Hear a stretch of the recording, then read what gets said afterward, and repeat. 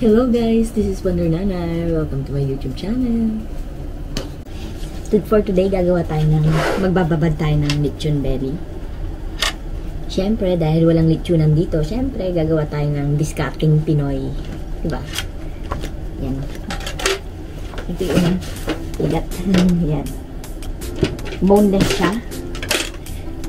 Yan, hindi nyo na naman ako makita. Kasi mas gusto kong i-focus dito sa niluluto ko. So, tusok-tusukin lang natin para tumabos ang lasa.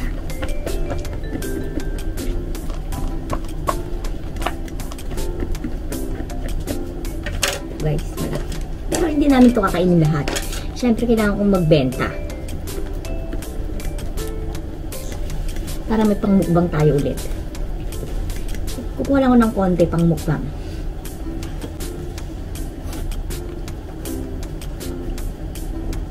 Una, may ginawa kong sauce ito. Yan. Ginawa ko to. Pinaghalo-halong bawang sibuyas, toyo, paminta at asin.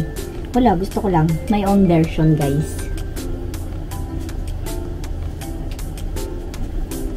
So, ibubuhos ko lang dito to. Ipapabad natin to ng 24 hours. Baka mas lalong sumarap siya. Yan. Bango. Usual, mag-isa ako.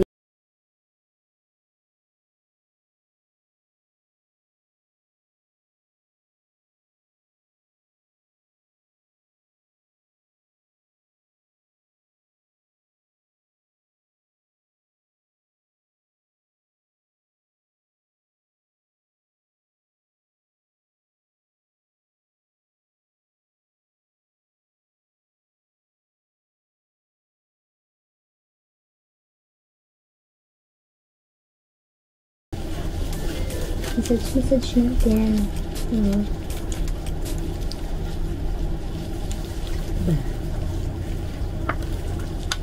Ito lang ito yung ginagawa. Ayan. Babad natin ito ng buong magdapat. Tapos gagawa tayo ng discarding Pinoy, syempre. Kahit bawal dito.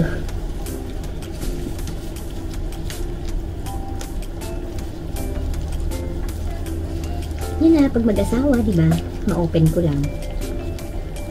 Na hindi na pagkakasunduan. May toyo ako, may toyo siya. So, wala lang pansinan kami. KKK. Pero pinagluluto ko pa rin sila. Nagluluto ako ngayon ng sinigang. Kasi paborito nila yun. Pati yung bulalo is next time na.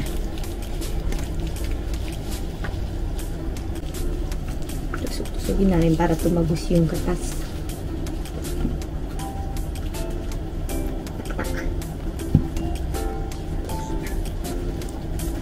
Konti lang na tusok-tusok, guys. Para tumagos lang yung sariling version ko to, guys. May kanya-kanya pa rin tayo. Gusto ko pag nagluluto ako, sariling lasa ko.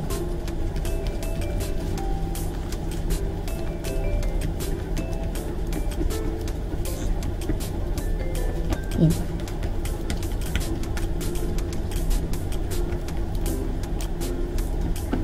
Ibibenta ko rin yung ano nito, guys. Mostly ibibenta ko to. Nauubusan na tayo ng pangmukbang. Kaya tingnan nyo, ilang araw na akong hindi nag-upload. Soon, live tayo. Kaso medyo busy lang. Medyo busy lang ng konti. Magla-live din tayo. Or baka mag-live na ako habang nililitsyon ko to.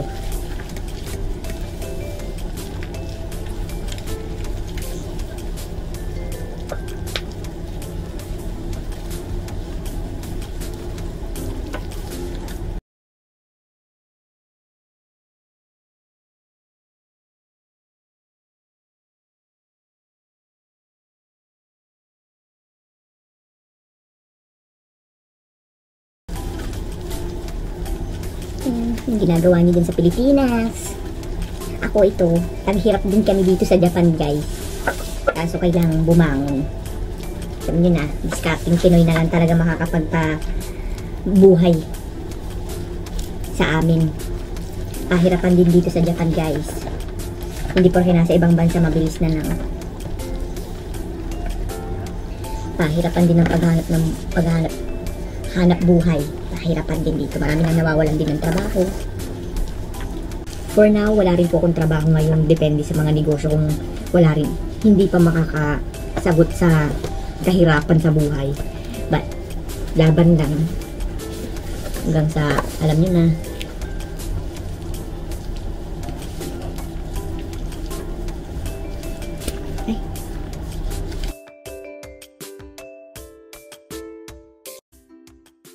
bukas naman guys, gagawa ko ng sarili kong oven din sa labasan namin. Dun sa pinag-ihawan din namin ni Sir Rob. Try lang. Yan. Mahirap din dito sa Japan guys. Ang mahal lahat ng bilihin. Kaya itong ginagawa ko, pang benta rin. Tapos yung isa, gumagawa rin siya ng sariling sa kanya. Pang benta rin yun. Kung may bibili. Kung walang bibili, di kakainin namin lahat. Try lang guys. Hindi ko na alam to paano ano. Ganito ba yun? Hindi ko na alam paano siya.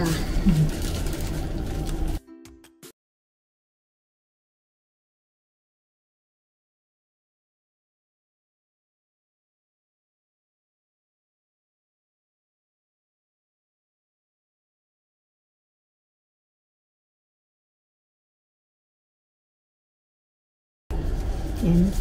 Dito na yung lemongrass, guys. Tapos, yung maliit na daon ng sibuyas is, ano yun? Kalimutan ko tawag.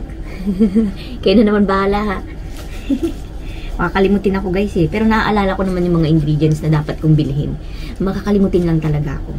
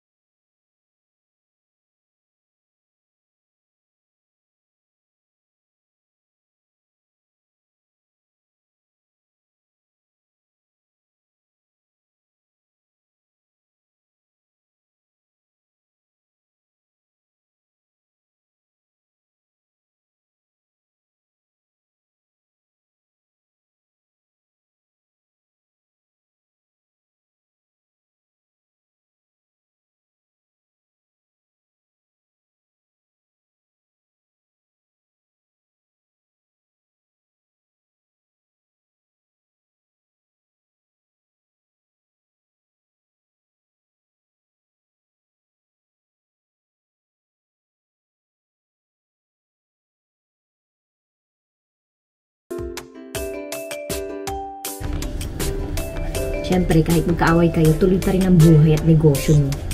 Sanay naman na ako mag-isa. Kaya sa mga single mother dyan, kahit na makahanap kayo ng partner nyo, wag nyo, kahit hindi lang sa single mother, kahit hindi sa single mother, sa lahat ng babae, wag na wag din yung ididepende yung buhay nyo sa lalaki. Kasi para at least kahit mawala sila, hindi tayo nganga, di ba? Kaya natin sarili natin. Ganun ako, hindi yung pride. Normal lang yun. Hanggat kaya niyong magtrabaho or, you know, magtrabaho lang ng magtrabaho. Trabaho lang ng trabaho guys para sa kinabukasan ng mga anak.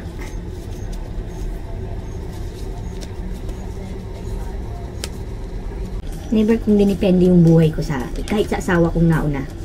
Nagtrabaho pa rin ako guys kasi iba pa rin yung meron kayong sariling kita. Siyempre, hindi naman lahat ng foreigner guys is mayaman na.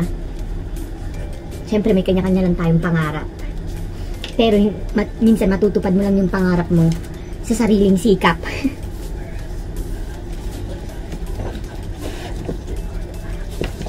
Ang kalat.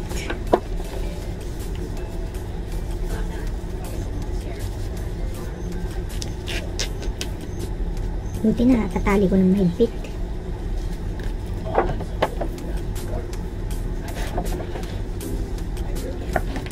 Malalaglag kung hindi kaya nagwantis ako kasi masakit to eh, masakit yung tali. Hindi ko nabubuhol mabuti. Dito lalagyan ko pa.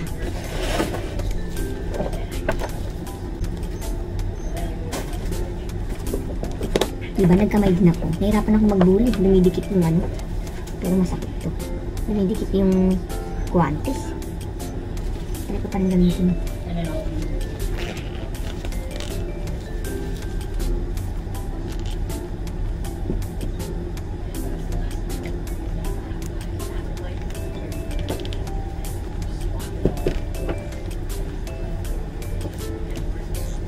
Diba? Ang daming tali. Nagluto rin siya ng Cuban style. Ganito rin kalaki, guys. So, baka gusto nyo tikman, bumili na rin kayo. Yan o. Okay naman na yung pagtali ko siguro, diba? Yan o. Yan o. Mahigpit naman. Dito na lang sa gitna. Isa na lang.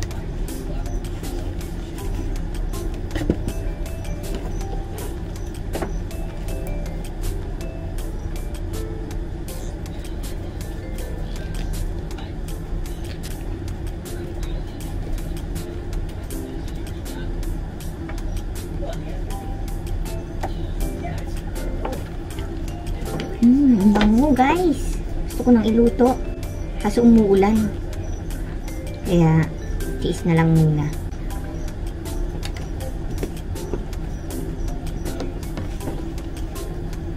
Ayan. Siyempre, discarding Pinoy. Kailangan mong kumita. Pandemic din dito, guys. Hindi rin ganun kadaling kumita ng pera. Ramdam din namin dito. Lalo na yung mga bayarin dito. Diyos mio, Marimar.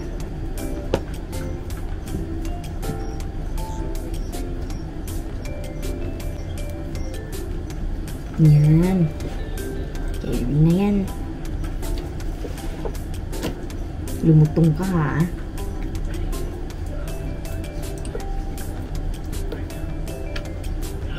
This is all for today, guys.